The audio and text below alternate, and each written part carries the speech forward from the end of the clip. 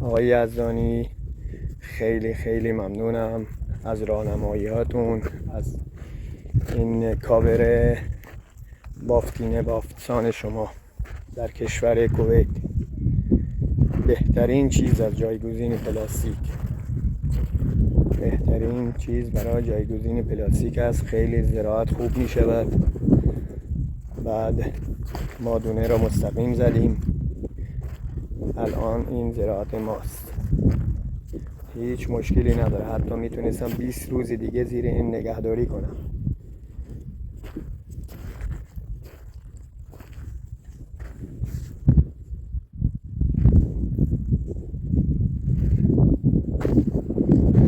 کشت هندوانه است.